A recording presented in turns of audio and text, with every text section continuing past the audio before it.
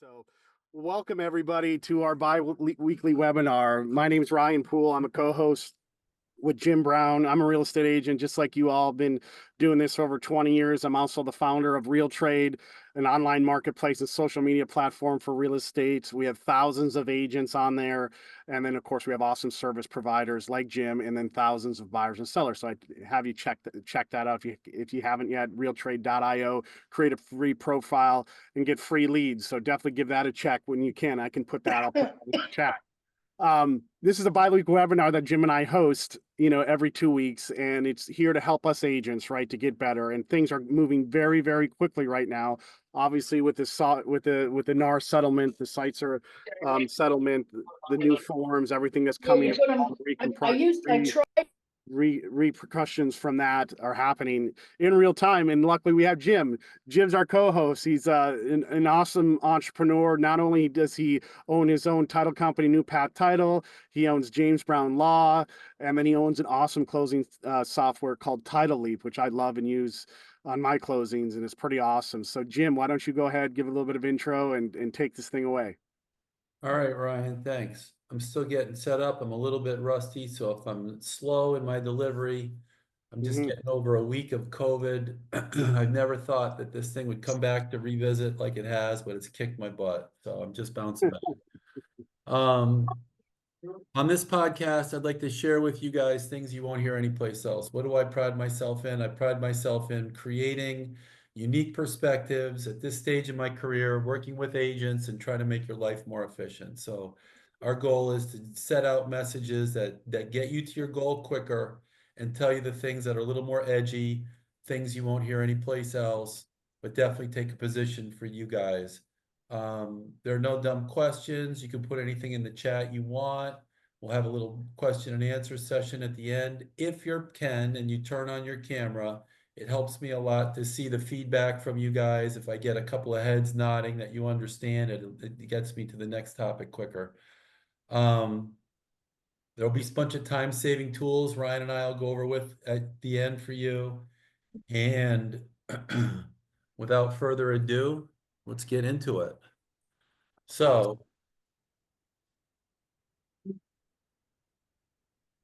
Ryan, what are you looking at? Yeah, I can share your screen. I'm looking at an email right now. Not the one I wanted.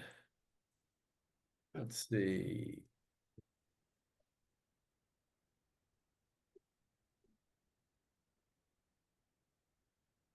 You got the split screen up now, Ryan? Not yet. Not yet, no. Share your screen. There we go. You got the split screen up?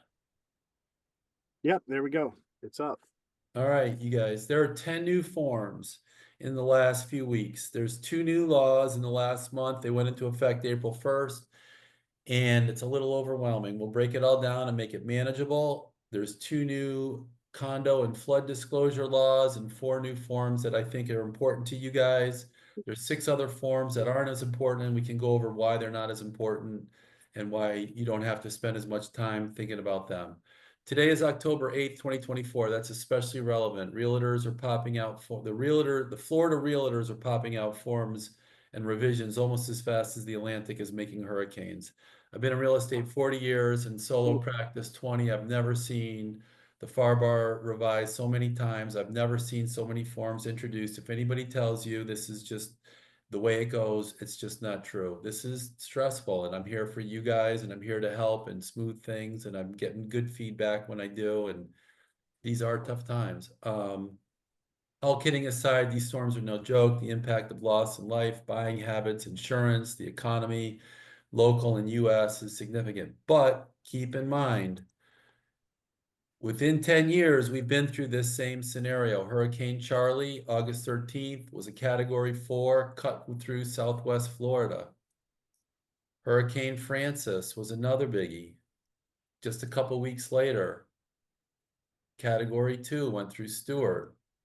Hurricane Ivan, Category 3, cut through and ravaged the Panhandle and Big Bend. And then September 25th, all this happened within a few weeks' time. Category 3, same location as Francis, And it was just like what we're looking at now, just making things worse. Did we rebound? Yes. Did it change things for a little while? And I remember what a paralegal in my office told me a long time ago. She was a lot older than me at the time she said it. I was probably 35. She said to me, Jim, people have a short memory. As drastic as we think all this stuff is, people move on quickly. All right, I want to talk quickly about our closing cost calculator. We're having some issues with the calculation side of it. We are putting it together. It's under the calculator symbol here. It's going to have a function for, and it should be done later today. It's going to have a function for seller concessions, buyer's agent fees, and seller's agent fees. So it's categorized that stuff. There's a few more input boxes than normal, but when you're sitting with your buyer or you're sitting with your seller, it'll give you the ability to make an illustration that I think will make a lot more impact than talking in hypotheticals. Awesome. Um, And they can check that out at newpathtitle.com. I use it. It's a great tool. It's a great tool. when will the change of pace slow down? I think as we approach the uncoupled environment, I think we'll be at the resting point. What is uncoupling? Think of the new listing form. There's two sections of the new listing form, 10A and 10B. Uncoupling is the election 10B in the new listing form. Does everybody know what I'm talking about? That's the section where sellers are paying selling agents and buying agents directly, specifically buying agents. Coupling is where the fees paid to buyer's agents are paid by seller's agents. Yeah. That's a very simplified explanation. Why did Florida realtors leave in 10A? I think only because it was too big a leap for agents to brokers to wrap their head around, and they're walking us into baby stepping us into that resolution, that end goal. This is where Sitzer wants us to end up in that uncoupled environment. And besides the big payday, they want us to, they're looking for additional paydays along the way. So I would say just tear off the Band-Aid. Don't fool around with 10A, just go right to 10B. What do I mean by they're looking for additional paydays? They're testing. It's just the reality. There was enough money in the Sitzer settlement that they can set up testers in different states to make sure agents are doing what they're supposed to do. The new rules aren't finished until the middle of November. They will not be codified, made law. One thing I'm getting a lot of requests of agents, never show your BBA or listing agreement to the other agent. There are discussions of antitrust and price fixing. It's just reality. We talked about it. There are testers. They're going to be asking you leading questions. As a rule, don't send your BBA or your listing agreement. The only thing that I can think of as an exception is if there's a dispute between agents and it's regarding who got the client first. Then send over your BBA and show them what date it's dated. But if you're just talking about commissions, just keep that close to your vest. Don't share that. I'm getting a lot of texts about buyers can have multiple BBAs. And so what people are doing, what agents are doing is when they're sitting down with their buyer, they're saying, have you signed a buyer's agency agreement with anybody? And if the buyer says yes, then the agent says, I can't work with you. That's not necessarily the case. Have you run into this, Ryan? I haven't ran into it yet, but I have a couple agent friends. Yeah. And that's, So if you're, yeah. I mean, in the BBA, obviously, you could put any geographic area, right? You could have the whole state of Florida. yeah, You could have just as I see in the outline, you could have just the county that you're in, or different types of properties, right? and you can have different types, exactly. So if you're sitting with a buyer and they've signed a BBA, you may ask to take a look at it because you want to make sure you're not overlapping an existing BBA. But if the existing BBA says that they're working on residential properties and the buyer that's sitting in front of you is saying, I want you to look for income producing multifamily, and they're both in Palm Beach County, you can sign a BBA with that buyer. One's looking for residential, primary residence for the buyer. The other one's looking for investment properties. And so they could have overlapping BVAs. That's something to keep in mind. I've been receiving a lot of texts on that. And that's definitely part of the rules. It's not meant to be. And like Ryan said, you could have one that's geographically the entire state of Florida, which wouldn't make a whole lot of sense for an agent to sign, but I'm sure it's happening. And then if you want to do some narrower thing, like help them find residential properties in Palm Beach County, you would have to get that master BBA. You would have to have the buyer amend the master BBA so that they could help you on just those properties in Palm Beach County. Does that make sense? The Yeah. BBA is not engraved in stone. It can be revised along the way. Yes. One buyer can have a BBA for a personal home. We talked about that. All right. I'm going to say this again. I've said this in the past. I've heard more and more discussions between attorneys and brokers. Don't make your first discussion, is the seller paying commissions? It can be part of a bunch of discussions, and we'll go over this in a minute at the end of the show as to how to do this more efficiently. If it doesn't, it's not listed, it's in the listing most of the time. I'm hearing a lot of sellers. I'm not looking at listings myself, but I'm hearing from agents, a lot of sellers are writing in seller concessions. Are you finding that, Ryan? Not all of them. No, I Not mean, all of them. I mean, not all of them. No, it's, I would see probably from my experience about 50% elect off that the seller's offering seller concessions. But no. And so what you want to do is you want to make sure you're not putting your needs as an agent ahead of the needs of the buyer who's acquiring property. And so it could be construed as a conflict if the first thing you're asking the selling agent is the seller paying concessions? If it's not listed in the listing agreement, I would not have that conversation as a standalone. And I know that flies in the face of stuff I've said earlier, and I'm hearing brokers give their agents advice all over Florida on that exact same topic in another way. But when you listen to the national discussions, it's iterated over and over. Don't make that and EXP's attorney has come out strongly on that. And I think that's important, you guys. I'm not scaring you into action. I just want to point out the stuff that I'm hearing over and over. We talked about that. Okay, we'll show you later on. Ryan's been using this very successfully, how to not get accused of a conflict of interest when you make your offer. And the PI lawyers, there was tort reform recently. They're sitting on their hands looking for cases. There's plenty of money in the Sitzer Burnett kitty to hire local attorneys to set up testing and test for this stuff. Don't think it's not happening. It is. I heard of an interesting ad campaign. This is something I don't usually do, but I love when I hear of interesting stuff that I don't hear of agents doing. I love to bring it to the forefront for you guys.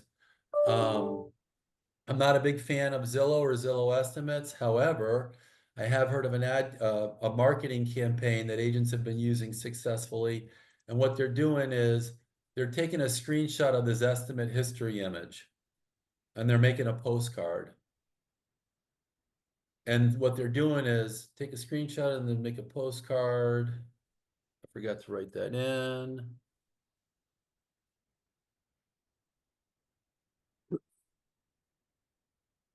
Make a postcard and do a mailing. And so what you're trying to do is, like we're trying to do all the time, is we're trying to start conversations. We don't think anybody's going to necessarily convert off of a postcard, but if you have this postcard and it says, call me if your realtor has not told you about the sale and the impact to your property. I have heard from other agents that this has been very successful for them and that it's starting conversations when they see everybody familiar with the Zillow estimate graph and it goes up and then you get a sale that's way above the line or way below the line and you have to make that little dot with that line. And it's gonna, if you're a buyer, if you're a seller or you're in that geographic area and you see that this realtor is hitting it out of the park, getting these numbers way above, or it doesn't even have to be your listing. How does that impact your property? It just starts that conversation. Another thing I'm seeing before we jump into the new forms and laws, get ahead of the ball. There's no reason to have an upset client at the closing table. These BBAs are awkward, they're confusing, they're clumsy. If you think it's bad, just put yourself in the buyer's shoes. So we had a call the other day. One of the attorneys in my office took it. They closed a $900,000 purchase, and the buyer was upset because at the closing table they paid $1,000 more than they thought. It was not our closing. They were calling us for legal advice on how to get the grand back from the buyer's agent. Imagine that. The seller was paying 2% concession, and the BBA had the buyer paying a 3%. And the buyer, for whatever magical reason, thought that that 1% was going to get negotiated or automatically ratcheted down because of the contract. This goes to a whole bunch of issues we've been talking about over and over: privity, uncoupling, transparency. But the bigger problem is our biggest source of referrals, our biggest source of business, new business is referrals, and that buyer will never refer that agent again. Get ahead of the ball. If you think there can possibly be an issue that tarnishes your referral chances, tackle it when you learn about it. I'm literally putting this thing together at the last minute so we can have the most up-to-date information. From our last show, I'd like to clarify something that I could have stated better because I didn't have more research time. In our last show, we were talking about the FAR bar, and the last section to the FAR bar at the very bottom,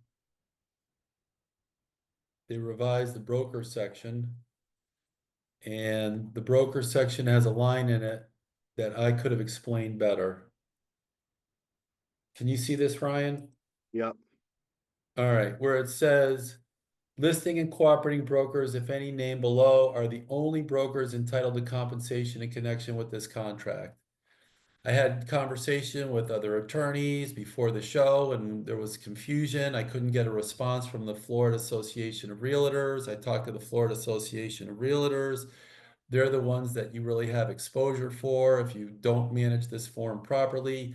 They're telling me that because the word broker is defined as the parties named in the contract, that it's acceptable that you don't go back and name anybody else getting compensation in the transaction. Full pause, total stop, pregnant with all kinds of conflicts. Does that even remotely sound transparent? But that's the rule that I was told. So I think Gia Freer was on the show last time, and she was immediately running off to a showing, and there was a referral that she had received, and I told her that she had to disclose it. That's not the case, according to the Florida Association of Realtors, who's the only party that would have a problem with if you executed on this provision. If nobody has any more questions, I'll move on, but I don't And think so just for clarity, if you get a referral from another agent, let's say for your buyer or your seller, you don't have to put that in as a cooperating broker. Ryan, is that paragraph as confusing to you I as it is know. to me? I know. I don't know why they changed that up, but I'm glad. Well, Thanks. we'll go over the last part of that paragraph in a minute, but I wanted to clarify what the Florida Association of Realtors, who also calls themselves the Florida Realtors and the Florida Realtors Association, and we'll go over why that's so confusing in a minute when we start talking about the new forms. All right, force majeure, line 439. On the heels or on the cusp of Hurricane Milton, I'm getting my hurricane names in my COVID head confused, but Hurricane Milton, right? We have this clause in the contract called force majeure. Can you see it, Ryan? Yeah, 439. There it is. Yep. Line 439. Yep. When you think about force majeure, we get calls all the time from buyers, agents, or buyers. We can't close. We have force majeure. It's in the contract. Force majeure is a global event. It's global. I should say it's a regional event. Force majeure is not your particular title company, your particular lender, your particular termite inspector, your particular insurance agent. That's not force majeure. Force majeure is when a government says this is a national, this is a state of disaster, this is a regionally global event, this is not particular to any one shop. Those are force majeure events. So if any agents are posturing force majeure already, that's just not the case. Insurance suspension is the biggie. That happens all the time and stuff like that. Insurance agents stop writing. There is a specific time frame in the contract for when force majeure is in effect and when force majeure subsides. So don't be buffaloed into being misled by buyers or buyers agents who are just trying to throw the monkey wrench in the closing. Anybody have any questions before we move on? Is there anything in the chat, Ryan? No, Janie had a question about the mailer. She said, but but if they have a realtor, are we not supposed to approach their client even with a postcard? I mean, for postcards, you don't know if they have a realtor or not. I guess if they responded, right, to your postcard that they have an agent, you could take them off your mailing list. Well, let's unpack that for a minute. So somebody has an agent and they respond to your mailer. You're not working with them until you show them property. You're still working for the seller, right? Until you tour them property, you're not needing a BBA. So could you have a conversation if you were working, but if you do this thing, yeah, that's tricky. Like, if you have a listing and you're pointing out a listing and you're working for the seller, that's one thing. If you're just pointing out a market anomaly to start a conversation, that's another. Yeah.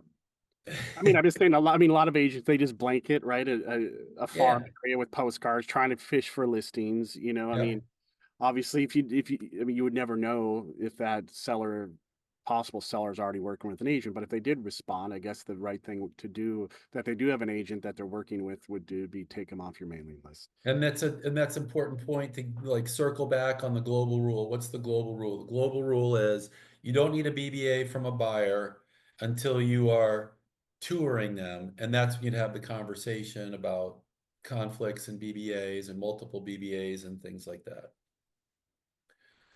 All right. Now the moment we've all been waiting for. The new forms and the laws, September to October 3rd, 2024. When you look at the new list of forms, it's dizzying. Here's a cheat sheet to how to whittle your way through it. I want to put a pause here for a minute and say there are two lists of forms. There's the Florida Association of Realtor forms, aka FAR, and then there's the FAR bar forms, aka FAR bar, FAR/bar. When you look at the two lists of forms, there's a couple of forms, and we won't go into it today, that you don't want to mix and match FAR and FAR bar. However, the Florida Association of Realtors, in its infinite wisdom, is now coming up with a homogeneous list of forms at the bottom that don't say FAR and don't say FAR bar. So in the back of your mind, you want to stick to, in my opinion, the FAR bar. You want to make sure at the bottom of your forms list, because Ryan searches the forms like I think many of us search the forms. I don't. I go to the menus and I look for the forms I want, but a lot of people just go to the search bar and search, and it's going to have you jumping between folders depending on which words you use. So I gave you a list of the tags at the bottom of the form. You can revert back to this document as much as you want. It's available on our website, but it's got the tags that you would use. Also, too, just so everybody knows, all the attendees are going to be emailed the outline and the recording too. So, But when you look at the forms, I don't want to give you another thing to think about or do, but just bear in mind that these forms differ a little bit between the FAR and the FAR bar. All my references, except for a couple, which I'm going to tell you about, are to the FAR bar, except for the forms that they're coming up with that are homogeneous, that they're just calling nothing except for a form name. All right. The flood disclosure form. This is found in the Florida Realtors forms. This is the FAR section at the bottom in the miscellaneous section. So in my forms library, you guys, I spent the entire day last Thursday sorting the list of new forms out. I've tried to make it easy for you. And if you go to the Florida Association of Realtors, or the FAR residential section at the bottom in miscellaneous, there's a form called flood disclosure. So if you go to the miscellaneous, you've got flood disclosure. You would use this form if you're using a FAR bar form, but this form is in the FAR section. I'm sorry, I'm trying to make it as easy as possible. Don't shoot the messenger. So you click on flood disclosure. The flood disclosure is pretty straightforward. Not a lot of tricks of the trade, but the hard part is finding it. So select form, you go to FAR residential, in my forms library, you go down to miscellaneous and you go to flood disclosure. You will use this form with the FAR contract. The bottom of it does not say FAR bar. I'm sorry, you will use this form with the FAR bar contract. Yeah. Bottom, however, does not say FAR bar. But this is a required disclosure. And it simply says seller has or has not filed a claim with an insurance provider relating to flood damage. And seller has or has not received federal assistance for flood damage to the property, including but not limited to assistance from FEMA. That's all it says. Under the new Florida statute enacted October 1st, that's something sellers have to tell buyers. For the purpose of this disclosure, the term flooding means a general or temporary condition of partial or complete inundation of the property caused by any of the following: overflow of inland or tidal waters. Those are canals and the ocean. Unusual and rapid accumulation of runoff of surface waters from established water sources, such as a river, stream, or drainage ditch. Also included in there are roads. So if you have a road that swells up, in many neighborhoods, you don't have steps going to the front door.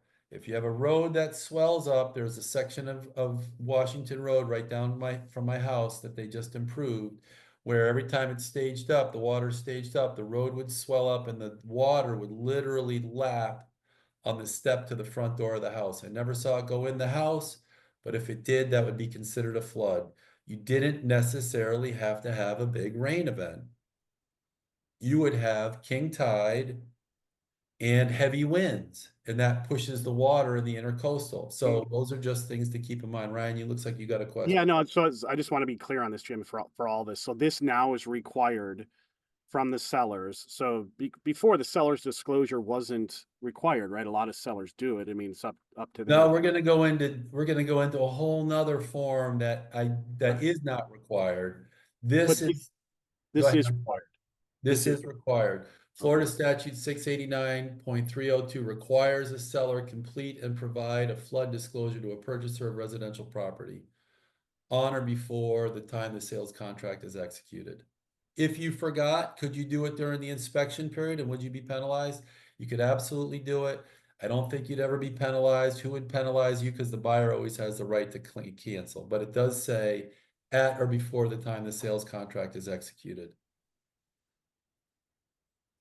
And then last of the flood definitions is sustained periods of standing water resulting from rainfall. Now, we talked about a second ago, this anomaly that happens for waters near the homes near the intercoastal, where you get a king tide and wind pushing waters up, and that would be this one here. So these aren't what they call mutually exclusive. Any one of these things triggers the flood disclosure requirement. What it doesn't say in there is dishwashers that overflow, roofs that fail, windows that fail, no matter how much water comes into the property, washing machines that fail, those aren't floods under requiring this disclosure. Of all the things, I told you guys there's a million forms that came out in the libraries that they live in. Of all the things that have been introduced in this last round of 10 new forms, this is the most important one. That's why I put it on number one. Again, it's not, I don't want to harp, I just want to make sure we're all clear, depending on how you search for your forms. It's not found in the FAR bar forms list, but it will be something that's going to be needed if you're using a FAR bar as is contract. If you look in the, and I did this for days, don't make the same mistake I did. Don't look in this. This is the FAR bar list of forms. Don't look in here expecting to see a flood disclosure document. It's not in there as of the time of this show. Is that clear, Ryan? Yeah. All right. Did I belabor it too much?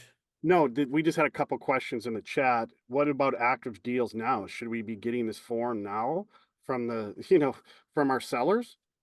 Well, the way that's a great question. That's the danger of doing these things live. The statute went into effect October 1st. I could read the statute itself and I can follow up for the next session. Let me put that down. So I want to let you know too, just everybody, because I just went on Form Simplicity. This is under the Florida forms in Form Simplicity, that you have through your MLS login for beaches. But it's not going to be under the FAR bar list. If you broke it down further, it's under Yeah. the FAR list. Yeah. So I would tell you, having not researched the answer better, I'll come up with a better answer.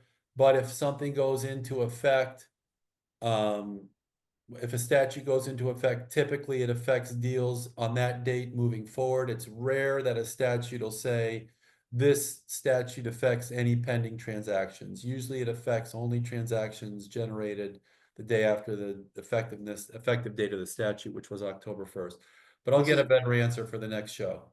I mean, this is a big one. It says right here, I'm reading it here, that this needs to disclosure to purchase residential real estate property at or before the time of the sales contract is executed.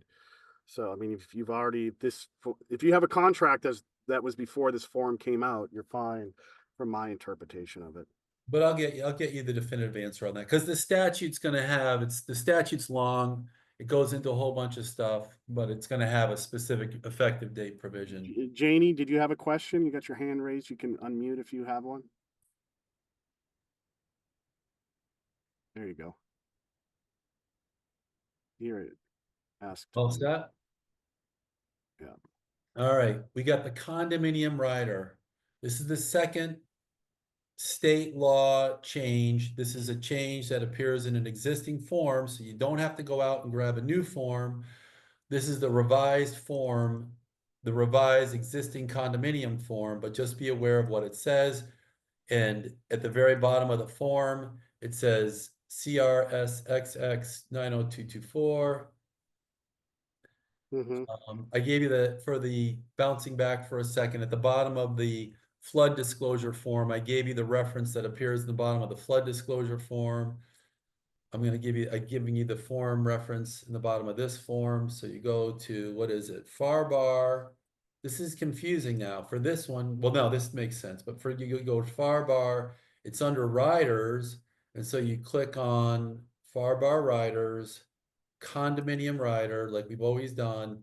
And then at the very bottom of the page, there's a new paragraph that says, the condominium in which your unit is located is created within a portion of a building or within a multiple parcel building. The common elements of the condominium consist only of the portion of the building submitted to the condominium form of ownership. And it goes on to say that buyer acknowledges that they may have minimal common elements, or there may be portions of the building which are not included in the condominium or will be governed by a separate instrument. So what it's saying is basically, you're buying in a building and it might look like it's got tons of common elements, but your building, the common elements on your building might only be one little piece because you're in a parcel that has a bunch of different associations. And your association may or may not control these additional charges. Here's how I would spell it out to your buyer if they ask.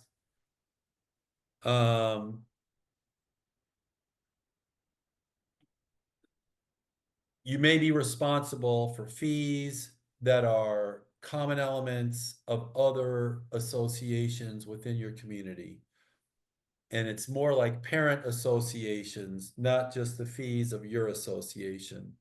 So we've all seen nested communities before. We've seen them in homeowners associations. Condominiums are the same way. Maybe there's an amendment coming out for homeowners associations, but nested communities exist, and you may not or may not have control over the fees of the master association. Does that make sense, you guys?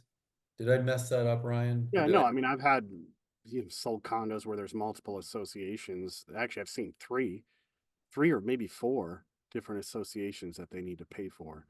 So your message to the buyer when you're sitting with explaining this form, that you may be responsible for fees on common elements outside of your condominium. Yeah.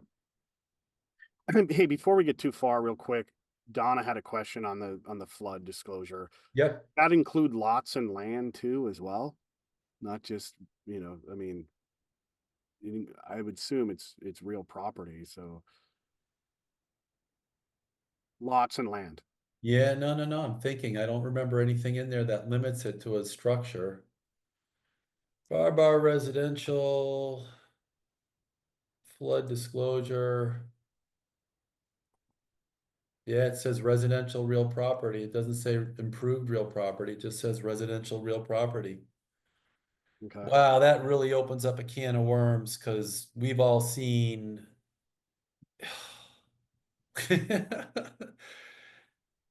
We've all seen vacant land with standing water. Is that a flood?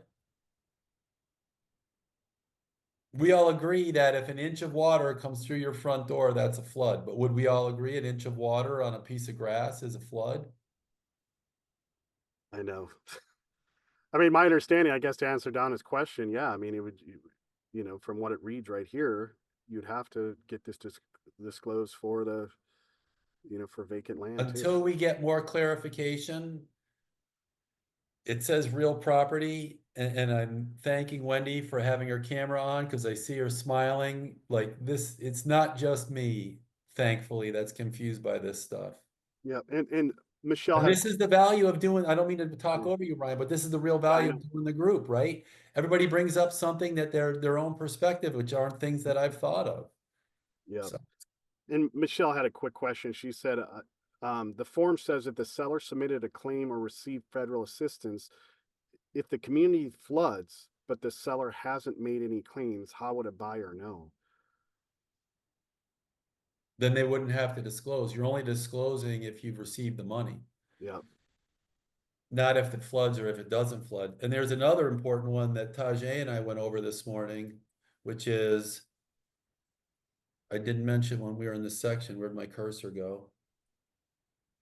Oh, here it is. I have to research this further, and I'm sorry that I didn't come prepared, but I just learned of it moments before the podcast. What if the association has applied for or received FEMA money or insurance money? So if you're in a condominium and the association has received FEMA money, are you under a duty to disclose that? Are you under duty to disclose insurance money? I can think of condominiums myself that I'm an owner in that have received insurance money for flooding. Would I disclose that in a buyer's disclosure, me personally? A seller's disclosure of a flood condition? I guess I'm supposed to, but I'll have to get a better answer. Did you have a question, Wendy? Yes. If we're representing the buyer and we do not get the flood disclosure back with the executed contract, are we changing the time for acceptance? Is that a term of the, I have one now where we got the contract, but I don't have a flood disclosure. This should really be part of the contract. Why is this not part of the contract? If the Florida Association of Realtors, I know. when I show you some of the revisions to the contract we're going to go over in a minute, why didn't they just put this in there? I agree with you. It should be in the contract. But Just Wendy's question is well put. So if you get the contract back on Monday, it doesn't have a flood disclosure. You mention it to them Tuesday, you get the flood disclosure on Wednesday. The easy answer is you have to circulate an addendum that says the effective date is. And so you circulate that 2-second addendum. I know it's a pain in the butt that says the effective date is Wednesday. Or if you agree, the effective date is Monday, depending on who you represent, depending on how you structure it. But the effective date is the effective date, and if you don't get the disclosure and you feel it materially affects your case, it clearly says right there that the flood disclosure is due on or before, at or before the sales Yep. contract execution. So that's something we're gonna have to. I mean, there's an out right there for your buyer. You know, I mean, there it is. I mean, you know, if you don't get this thing signed and the deal goes sideways, you know, But because here's the important one that I think Wendy's alluding to. Your inspection period ends on Monday, and you didn't get the mandatory flood disclosure until a couple days after the contract. Do you have a good argument to extend your inspection period? On paper, no. In theory, based on the statute, arguably, you could say we got to extend. Now, would I rely on that to try to get your buyer's money back? No. But certainly if you're trying to get an extension for your buyer for a couple more days and the flood disclosure was late, I'd throw it in the mix of things to negotiate, to discuss when you're negotiating an inspection extension. yeah, Good point. great points. Kate had a good thing. Doesn't the wording homeowners insurance suggest vacant and unimproved land is excluded? I mean, I would argue that my vacant land policy is a homeowner's policy. It's an insurance policy. I mean, I would hate to be arguing.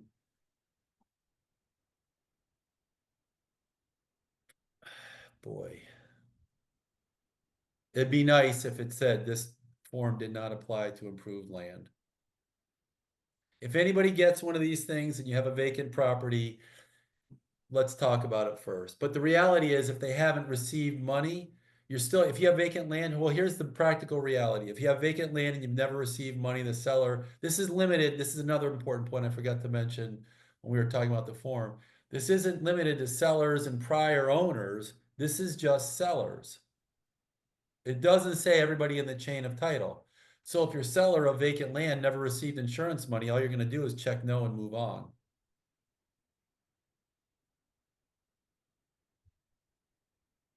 all right. All right. I mean, this is, yeah. I mean, we need the flood disclosure guys now. You know, If you, so here's the fact yeah. pattern. Your seller received insurance or FEMA money, then you use the form.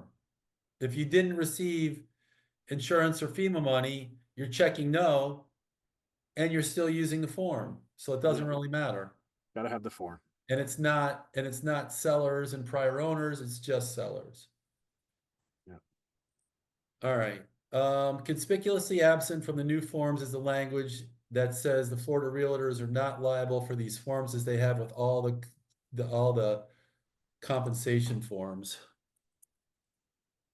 As an attorney, I notice all this stuff, and in all their prior forms, I don't know if they saw that exculpation clause, liability, and they said, we're not liable, these aren't legally sufficient potentially. And in all the new forms that we're talking about on these flood disclosures, none of that language appears. None of that language appears on the condominium rider. These are forms required by law, not necessarily forms the Florida Association of Realtors has discretion on. And so when you read the other forms, you're going to see that clause at the bottom that says Florida realtors aren't liable if your transaction boomerangs, which really upsets me.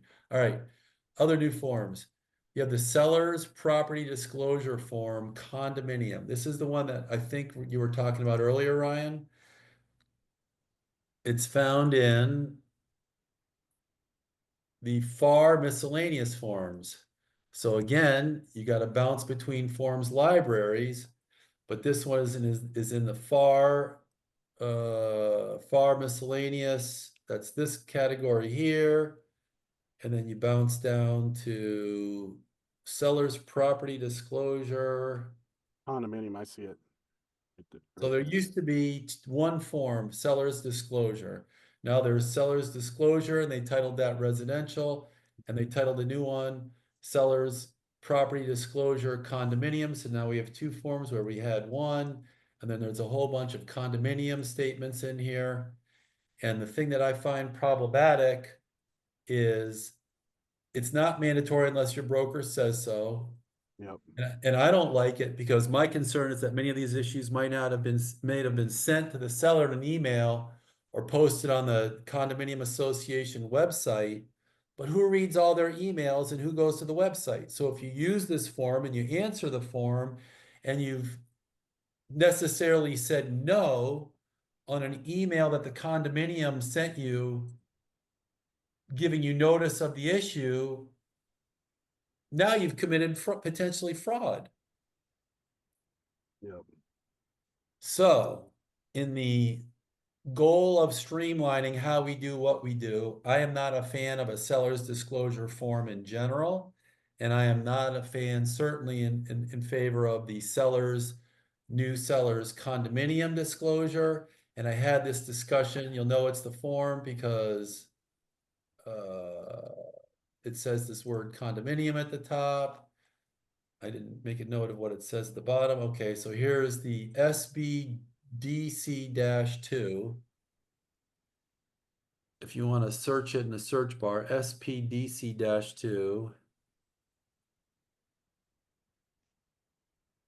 revised 10.4. But I hope you do not use it unless your broker says you have to. Anybody have any questions about that? We can go over the form. It's really, really long and it's really, really detailed. And if I was an agent sitting with a seller, I'd be really uncomfortable explaining it. It's funny as a buyer's agent, right? I mean, sometimes you get and sometimes you don't get the seller's disclosure, but it's usually when you do get them, it's just, almost like automated by the seller, right? It's always checked off no or don't know. A lot of don't knows. You know what I mean? So there isn't as much, information you can glean from it. I haven't had a great experience ever going through a seller's disclosure and all of a sudden there's something there that really matters or pertains. It's usually don't know. And as we know, caveat emptor, buyer beware, do the inspection. You know what I mean? Do the inspection. Well, Ryan, you bring up a really good point, and that is in this form, they went out and they said at the very top of the form, this form must be filled out by the seller and therefore cannot be filled out electronically. There are a ton of agents that fill out seller disclosure forms for their sellers because the seller says, for whatever reason, I don't want to do this. And if the brokerage is one of the few brokerages that said you have to have a seller's disclosure, or some brokerage on the buy side say we're not going to make an offer unless we get a seller's disclosure, do not fill this out for your seller. Make sure the seller does this for themselves. However, know firsthand, if they fill out this form, they're going to call you on all the little things that appear in the bottom of the condominium rider. Those half a dozen things, the FAQs, the what appeared in the addenda and the meeting minutes a year prior to the sale. Those are all the things the seller is going to be like, how do I figure this out? And they're going to call you for it. So if you're going to be taking condominium listings, which they're not going away anytime soon, then you got to know all those things ahead of time. When you're taking the listing, you got to get a copy of the meeting minutes. You get a copy of the agenda items. I said addendum or addenda earlier. I meant agenda, sorry, agenda items that appeared a year prior to the sale. Then you can fill out the condominium disclosure successfully. But this is a new form. It just came out a couple weeks ago. Can you see that, Ryan, from the screenshot? Yeah, I can see it. All right, not mandatory. I don't like it. We went over all that. All right, seller credit related to buyer's broker compensation. These are new forms. If you look at the forms library, they give you, I had to dig for it, but they give you a list of all the new forms. It's going to say seller's credit related to buyer's broker compensation. This is found in the FAR bar forms under miscellaneous. Here's where it gets confusing. A couple weeks ago, so you got the FAR bar section, and then you have the riders. In the contract, riders are called addendums. Don't get that addendums. But in the list, they're called riders. But it no longer appears in the riders, it now appears in miscellaneous forms. It's the same form but they dropped the GG and FF Okay. nomenclature. So don't get confused with that. It's the same form they had before. You'll know it's the right form because at the very bottom, it's going to say SCCA-1. It's the form that talks about the credit and changing the credit to conform to the BBA and changing the BBA to conform to the credit in the contract and all those things we've talked about in the show prior. So I don't want to go too much in depth into that. We're already at 10:52. It's the same form. They changed the footer. They changed it used to say FF or GG right here. And we'll go over the changes of the far bar in a second. But there is no more reference in it in the far bar. Seller's agreement with respect to buyer's broker compensation. Same thing. It's the same form that was out before. It's in the far bar. It's no longer listed in the riders. It's now listed in miscellaneous, not the bottom miscellaneous section, but the new miscellaneous section. And it says seller's agreement with respect to buyer's broker compensation. At the very bottom, you'll identify it. I gave you the Yeah, BBCCA-1. yeah. And this is the one where you make the offer and then the contract is contingent on getting the buyer's compensation issue sorted out. Ryan's been using a provision that I gave you guys a couple of weeks ago very effectively. We'll go over it in a minute. I'm not a big fan of this form. It's not mandatory. If you ask me why they took these forms out of the addendum section of the contract, I would tell you it's because they wanted them to appear less mandatory. So when I used to get or I still get calls from agents all the time. Here's what I'm talking about. So 3 weeks ago, these two forms appeared here as FF and GG. And if you go back and you listen to the podcasts, the Florida Association of Realtors discussion from the FAR attorney, they talk about FF and GG. They no longer appear in the contract. Why? It would be my thought that they don't appear there because they don't want agents in their mind to think they're required. Because every agent believes if something applies and it's in this section and it's not checked that the other agent has committed a foul. And so those two forms are elective and they no longer appear in the addenda or additional terms. I'm going to ask one more time. Did I make that overly confusing? No, you made it clear. These two forms are not required. They retitled them slightly. They took off the FF and GG names. They took them out of the additional terms section. And I, in particular, don't like this one. This is the one where you have 3 more days to negotiate the buyer's compensation. And in the very bottom, in the list, I gave you the names of the forms. All right. They threw in 2 new forms that we just discussed. And they did not, at the bottom, say whether they're, can you see this, Ryan, or is it too small? No, I can see it. They did not, these are the 2 forms we just talked about. They did not in the very bottom say whether they're FAR bar or FAR forms. I think the Florida Association of Realtors is moving towards a homogeneous to one forms library. So don't expect to see FAR bar or FAR at the bottom of the form. And they've thrown those 2 forms in the FAR list of forms and the FAR bar list of forms. That's what this section is about. 2 weeks ago, they were named differently and tagged differently. Now they've made revisions and not announced the revisions, but the revisions are there. All right, we've beaten that horse to death. There's another form. It's in the Florida Association of Realtors Forms Library. It's Condo Addendum F. It's the same thing as the FAR form, but make sure you do not use it because it is slightly different. So if you select the form and you're doing what Ryan was describing, where you just do a form search from the toolbar, make sure you do not use this form. Let's see, it's in the FAR residential, and it's under F condominium. They're gonna make me log back in. You guys are gonna kill me after this, I'm sorry. It's funny, I know AltaStar kicks you out if you don't log in there enough.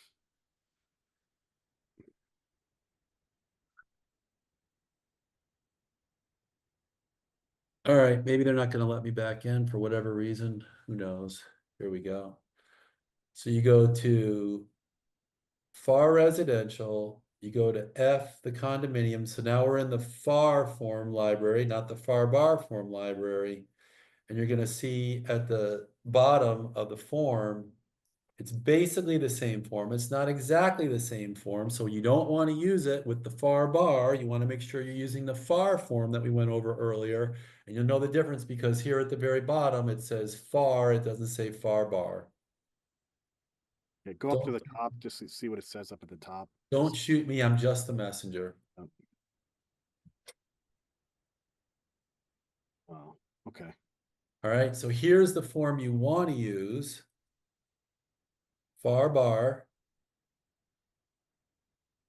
Go to condominium rider. It's the form, hopefully, that you guys have been using all the time. At the very top, it says A condominium rider.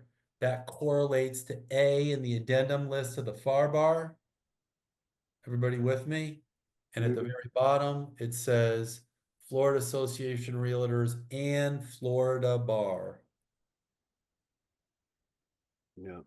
So the only form that we've talked about today that's not a FAR bar form is the FAR flood disclosure. Everything else that I like to use and I recommend you guys use are FAR bar forms. So here's the one. There it is. I just went on Form Simplicity, everybody.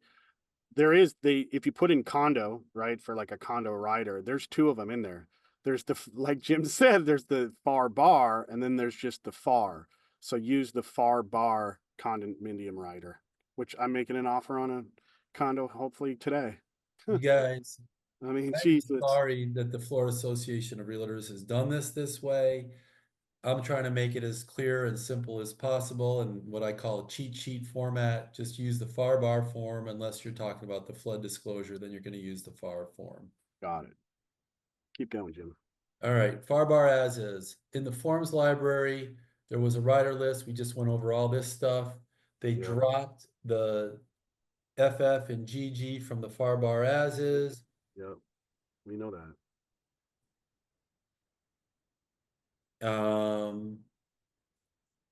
They were in the rider section. You're gonna know you're in the right form because at the very bottom, it's gonna say as is SXX 824. Now I haven't gone back to look at the old form when FF and GG were there, but just make sure that that it says revised 824, which the old one said revised 824, but it's an SXX form. That's the as is form you want to use. We talked about this line 722. The big thing about this form is that, and agents are still calling me about this, and I'm sure they will. There's no bad questions. This does not modify the compensation agreements. The compensation agreements have to be modified independently. This must be done in BBA mod forms. Just because they've signed this agreement, it's exactly the example that I mentioned at the top of the show, where the buyer was upset they were paying a 1% to the buying agent personally at the closing table. This stuff doesn't change the compensation agreements. Think uncoupling, think parties, think agents have their own separate agreements. It's where we're headed for sure. There's another form called the receipt of this, the last form, I promise. Okay. There's another form called the receipt of condominium and cooperative documents form. This form is in the FAR miscellaneous forms, FAR miscellaneous, and it's called receipt of condominium it's not a bad form, but it is redundant. But it does have a list of everything that you're gonna have to get together for a listing, and it's spelled out.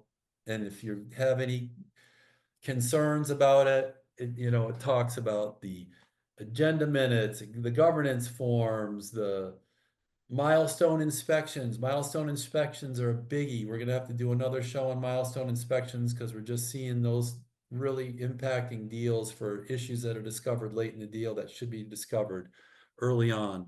Only the buyer signs this. Mm-hmm.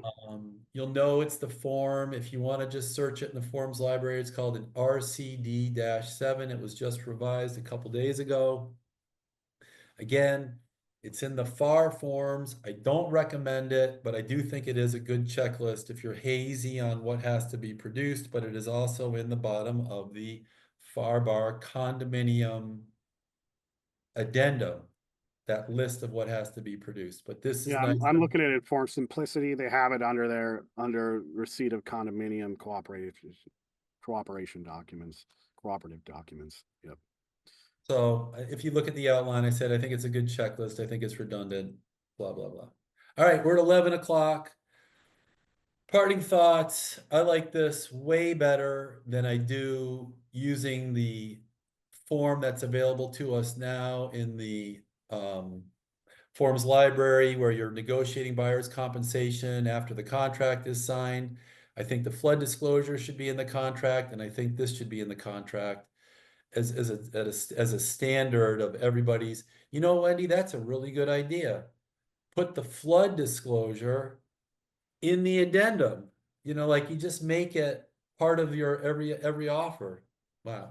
Anyways, so you send this to your buyer you send this to your seller with every offer. This way, an agent could never be accused of putting their commission incentive ahead of the buyer's desire to purchase. So in paragraph 20 of the contract, right, this contract is contingent on seller side paying buyer's agent 3% of the purchase price or whatever number you want.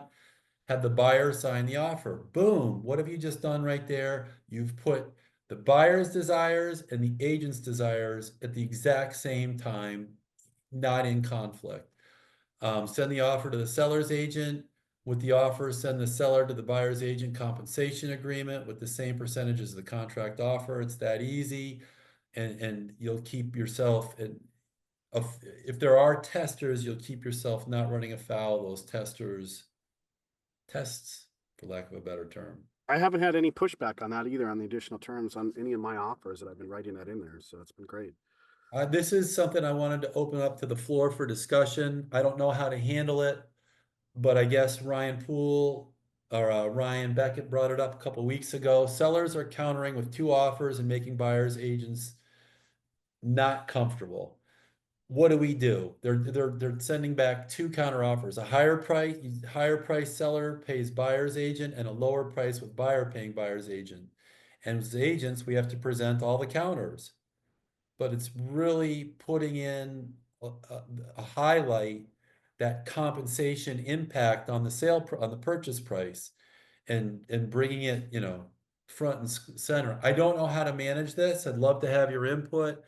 But I have heard a couple agents text me and say, hey, we made an offer. We got 2 counters. One was higher with the seller paying buyer's agent. One was lower with the buyer paying buyer's agent. And I'm not comfortable bringing this to my buyer. But the duty is we have to. The better answer is, how do we come up with a better I think that I as a buyer's agent, and I'm listening, I've been on, like all of us here on both sides. I think that's a conversation you should have with with the listing agent, right? As you present the offer, you can speak to them, over the phone, right? And say, hey, that's why I like writing in there, this contract is contingent on seller's side paying buyer's agent, and just, go with that foot forward. It's pretty That's underhanded, why right? If a seller really wants to highlight this buyer's agent, commission, and that's, the impact on the price. price. And then force that conversation I between know. buyer and buyer's agent. Like, that's what they're trying to do. is take the conversation off their plate and force it back onto the buyer's Yeah, agency. and Kate makes a good doubt. Of course, we have our, one way is to have the BA agreement, right? The buyer's agent, agreement, right? Of course, but it's just one of those things. It's just putting the buyer's agent commission front and center. And then Wendy says that's why I like to have the compensation agreement up front. I agree. Unfortunately, I don't have a black and white answer on everything we're talking about, but I can tell you the discussions that I'm hearing, and we all have to be critical thinkers and make our own decisions as how we're going to behave. Do I think you're going to get tagged for steering if you have the compensation agreement? No. I just have heard that discussion enough that I want to bring it up because it is relevant. I'll say, I'll say that maybe other agents can chime in on this. I mean, what percentage of the listings is that I'm working with buyers are they offering buyer's agents commission? And I would say almost all of them. Almost all of them. I haven't had a case yet where I didn't have where the listing agent says, "Oh, make it in the offer." They've been pretty upfront and say, "Hey, I got you 2.5%, or I got you 2% or 3%." Even if they don't list it as a concession in the listing agreement? Yeah, no, I mean, I haven't had any yet that I've had anyway. I don't know. Anybody else chime in? Has anybody else had as a buyer's agent chime in where there wasn't anything offered, where the listing agent didn't communicate that there was something offered? No, everyone that I've called, they're offering something, all of them. That's I've awesome. had none zero yet. No. Well, we've closed lots of successful transactions with buyer's agency agreements. And except for a couple of times, that one of them, which I talked about today, Tajay, if you have any knowledge of any BBA conflicts that arose at the table, or I guess we had Yeah, another. I have a few. I see them. Agents are being creative, I guess is the word we're looking for, where they will say it's negotiable. So, for example, I'll use myself as an example. I'm looking to buy a place, and some of the places I like, the agent is saying it's negotiable, and my strategy is to tell the agent they can keep the full whatever the seller's paying, and I'll pay the buyer on my own in hopes that the agent, presents my offer, gets my offer through. But a lot of it being negotiable. I even see agents. We have a deal in the office where the buyer's agent only requested 2%. So then the listing agent sent us an addendum to their listing agreement saying that they're going to get 4% now. So it's supposed to be 3 and 3 per se. And once the buyer's side agreed to 2, the agent raised theirs to 4. So Interesting. And if the buyer learned that they were just shifting more to the seller side and the buyer would have an opinion, why aren't we getting the break? But yeah. I mean, the goal is that it's just negotiable, and I kind of like it a little bit more because if you're a buyer or a buyer's agent, it allows your offer to be way more competitive, right? So if you have a listing agent, they have an offer at full ask, and then they have but the full ask wants 3%, but then they have an offer your offer is 20 grand less, but you're telling that agent, oh, I'll pay the buyer will pay me directly. That agent, sorry to say, they're going to push your offer where they can get 6% versus the one where their seller might get a little bit more money, but they get less money. It's just the truth. I know. Hopefully it doesn't come. And I mean, but I haven't. Luckily, I I haven't seen it yet. I haven't seen it. Most of them. There's so many Yeah. posts on social and especially when a lot of the agents doing it, you look them up, they're not productive. So I mean, you can dislike them, but you probably never deal with them again. They're a one-off, or they're probably closing one deal for the year anyways. You know what I mean? Yeah. All right, we have tons of deals that are closing successfully without friction on the BVA side. But I also want to tell you guys, if you want us to be your title agent and you like the advice I give, we work for food, and our food is title agent, closing referrals. So if you like the way we work and you're representing the buyer, you can always write us in as the title agent in paragraph 20, and don't change the election on who pays for title. in paragraph 20, simply say the closing agent is New Path Title, and then we can be the title agent and the seller will still pay the closing agent fee. But all you've done is you've agreed on who the closing agent is while you've been in the contract negotiation. I've been doing this stuff for 40 years. I can't say that there's anything that I find more interesting than real estate transactions, and educating you guys is one of my biggest pleasures. And I'm honored and I'm privileged to be able to do it. And I think it's an amazing, scary, changing time we're in, and I'm happy to work with you guys and be your title agent. And if you do what we're talking about, there is no fee shifting, so the seller will still pay, and the buyer and the seller will have simultaneously chosen us as the title agent. If it doesn't work, it's not a hill to die on, but if it does work and we can be your closing agent, it makes it a whole lot easier to have conversations. I'm getting more and more texts from realtors we're not representing, and after I give them the advice, there's, you know, whatever it is, they're saying, oh, I got it. I had one the other day about leasing agreements. You know, I'm happy to answer questions on all topics, and people are switching to us because we're giving them that kind of support. All right, you guys, that's all I got. No, thanks, Jim. You guys, Jim 24/7, he answers texts. It's amazing.